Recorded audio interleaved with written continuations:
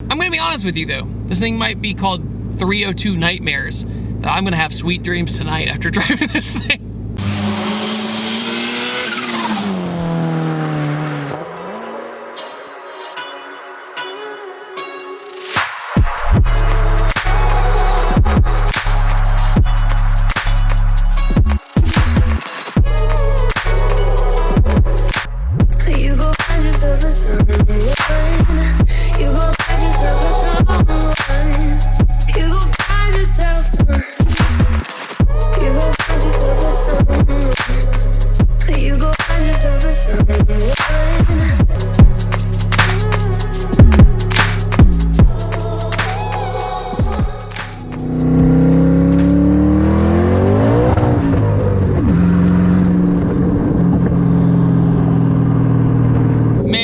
Been a while since I have sat in one of these. Make some noise. Oh boy. Today, ladies and gentlemen, we are in a 2012 Boss 302. And yes, I've driven Bosses before, but this one's a hair different. And I'm also going to talk about why the Boss 302 might be one of the best platforms as of right now to get high horsepower for an affordable price. I say affordable lightly, but in the grand scheme of things. What we have is a Coyote 5.0, but this is the Roadrunner engine. Now, what makes the Roadrunner different than the normal Coyote? Well, the internals were actually much more beefed up from the factory.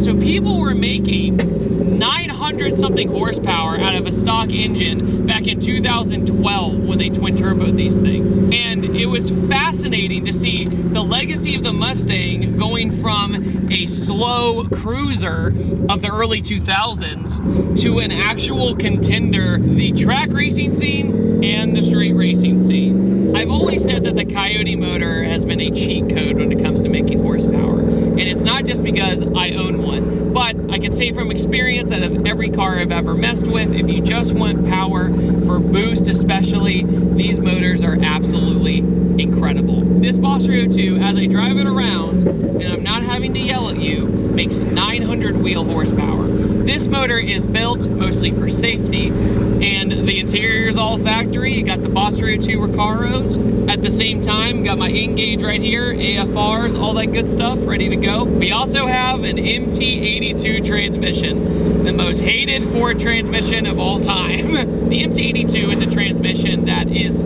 got a very bad rap. The T56 Magnum or the Tremix are very much better transmissions. That's why they are put in the Shelby GT350, the GT500 of 13 and 14. But the MT82, unfortunately, is just a fragile trans. So when you do get on it, you just have to take a beat in between shifts. So if you want a gearbox to kind of slam gears, the MT82 is not it. My theory is the motor was so good and they spent so much money on the motor that they just cheapened out on the trans because maybe they ran out of money. So the owner of this car used to have a V&P blower 2012 GT500. He was like, you know what? I don't need a Boss 302. I already had a Shelby. And then he got this and put an on-3 turbo kit on it and made 900 wheel horsepower.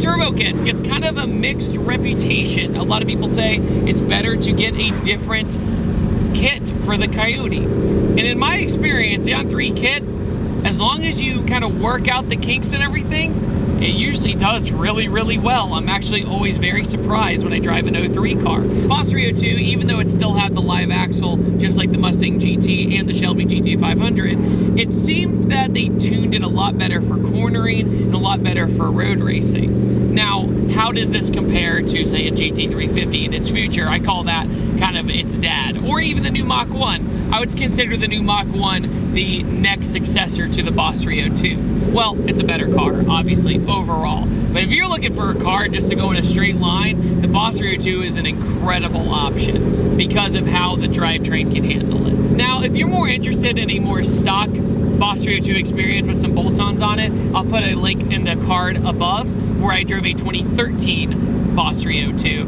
which was still naturally aspirated. And you can rev these engines to basically 8,000 RPM, which is pretty incredible for the time. American V8 revving to 8,000, pretty amazing. And then, of course, the GT350 overshadowed that with the flat plane crank.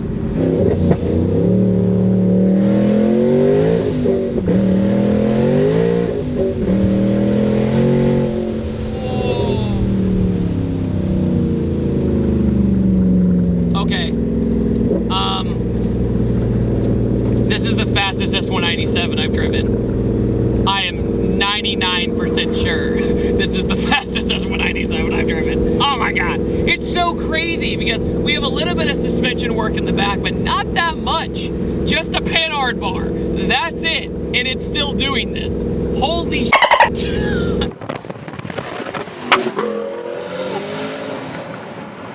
Dude, fourth gear is kill mode. Second gear is, okay, we're going fast. Third gear is, okay, we're going pretty fast. Fourth gear is, holy moly. I think I'd like a little bit more braking power after experiencing that. But yeah, it's, wow. This is super impressive, guys.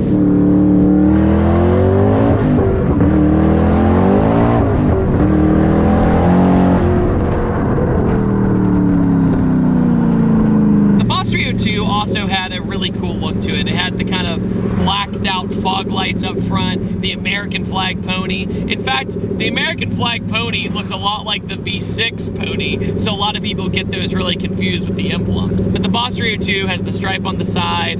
It's always had a good look. The white Boss 302 is just a good looking Mustang. We also got Forged Star wheels with a big old radial in the back, with some skinnies up front, but not too skinny. It's not like itty bitty tires up front. Let's take a Honda or a Subaru or an Evo, for example.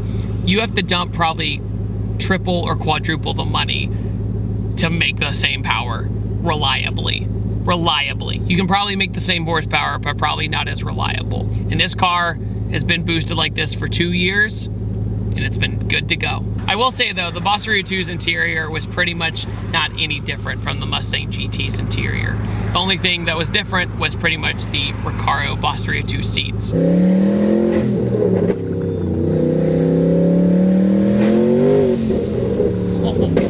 Ooh-wee! Let's go! You know what? I like the burbles in between. I give burble tunes a lot of hate, but I like the burbles in between.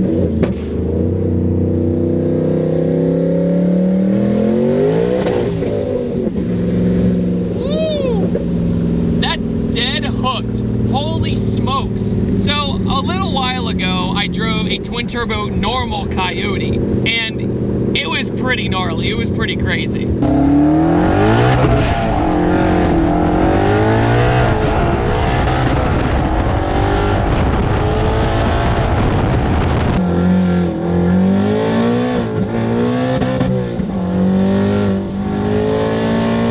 Right off the bat, not even a lot of heat in the tires, dead hooked, holy smokes. Also, if you'd like to learn more about this car, head over to the YouTube channel, Boss 302 Nightmares. Incredibly nice guy, trying to make his way out on YouTube, so definitely go check him out. He also had a Pro Charger set up on the Mustang before doing this, and the turbo stuff, he just fell in love with. However, he did tell me, which is a fact in my opinion as well, turbo stuff, there's a lot more to worry about. There's a lot more to keep up with. Boost leaks, intercooler piping, couplers coming off, all that sort of stuff. With a blower, you typically don't have those issues.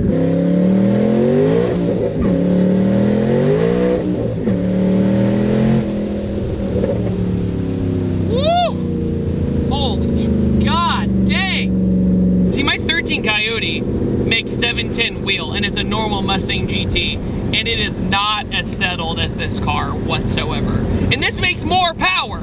That's what's crazy. I thought for sure I was gonna be manhandling this car today, and I'm so glad to say I was completely wrong. I recently drove an all-wheel drive K-Series Honda that made 900 wheel.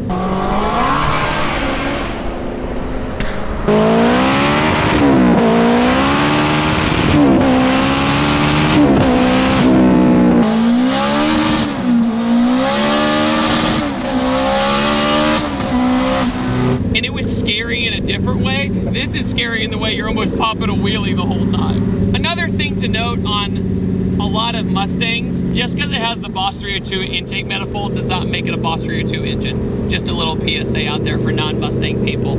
You can actually just take that intake manifold and put it on a normal Coyote, and it helps a lot.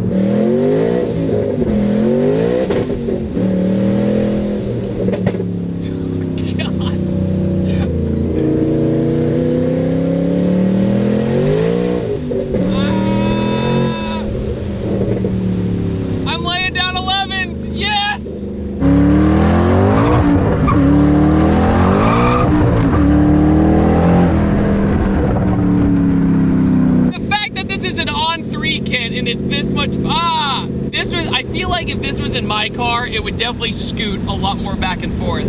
Ford definitely tuned the suspension of the Boss 302 way better than they did the Mustang GT. Even if it was minuscule things, they did a much better job because this chassis is handling this way better. Also, even though the MT82 is fragile and it sucks, I do like the gearing of it. It is much better gearing than the 1314 GT500 because it's just too freaking long, man. I'm gonna be honest with you though. This thing might be called 302 Nightmares. I'm gonna have sweet dreams tonight after driving this thing. I think it really is that Ford just did a better job underneath this car overall, because the fact that 900 wheel, I'm controlling it no problem through a live axle like this, it's just strange. And you might notice my steering inputs are barely changing.